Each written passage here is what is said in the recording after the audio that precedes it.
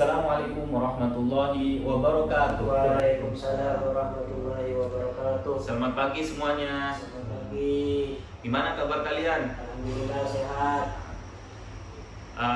Oke, kita akan masuk pada pembelajaran hari ini, yaitu sejarah kebudayaan Islam.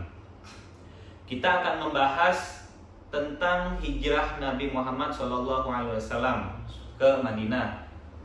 Sebuah peristiwa penting dalam sejarah perkembangan Islam. Jadi hijrah itu peristiwa penting dalam sejarah Islam. Sebelum membahas lebih lanjut, apakah dari kalian berdua ini ada yang tahu tentang atau arti kata dari hijrah? Tahu. Apa? Perpindahan. Perpindahan. Jadi hijrah itu adalah perpindahan dari satu tempat ke tempat yang lain dengan tujuan yang lebih baik.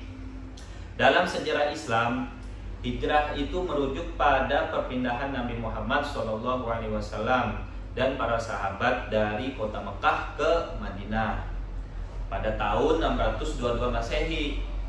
Lalu, mengapa Nabi Muhammad itu harus berhijrah? Ada yang tahu? Nggak tahu. Jadi pada saat itu dakwah Islam itu yang di Mekah mendapat banyak penolakan dari kaum Quraisy.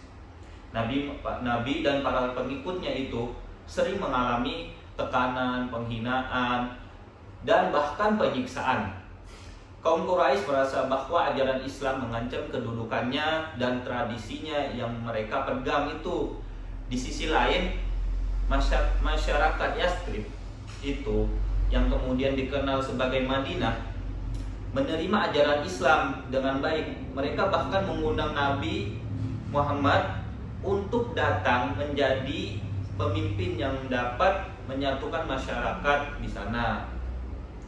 Sebelum Nabi hijrah, sebagian sahabat terlebih dahulu berangkat ke Madinah.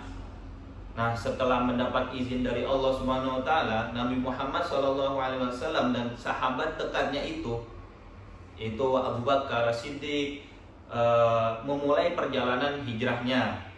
Jadi sebelum hijrah bersama, Nabi dengan sahabat qoribnya, sahabat dekatnya itu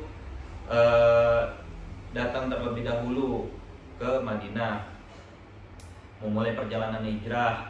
Nah, baru kaum Quraisy yang mengetahui rencana tersebut berusaha menggagalkannya. Mereka bahkan merencanakan untuk membunuh Nabi.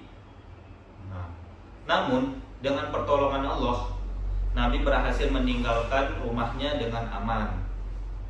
Dalam perjalanan menuju Madinah, Nabi dan Abu Bakar sempat bersembunyi di Gua Thur selama 3 hari untuk menghindari kejaran kaum Quraisy. Meskipun para pengejar sampai di sekitar gua, mereka tidak menemukan Nabi dan Abu Bakar karena Allah Subhanahu wa taala telah melindunginya. Itu sebuah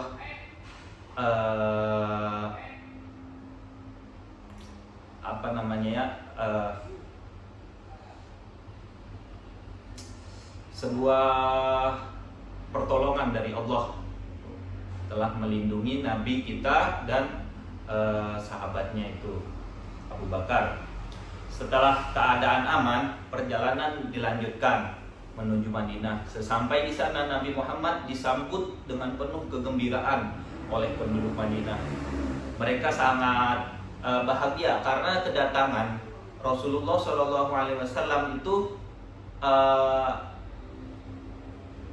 membawa sebuah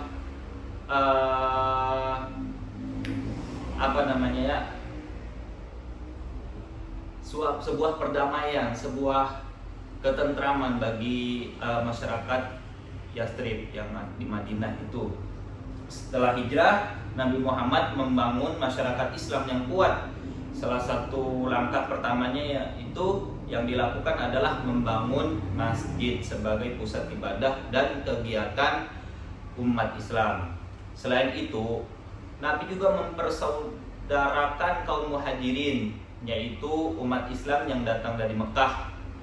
dengan kaum Ansor, yaitu penduduk Madinah yang membantu dan menerima mereka.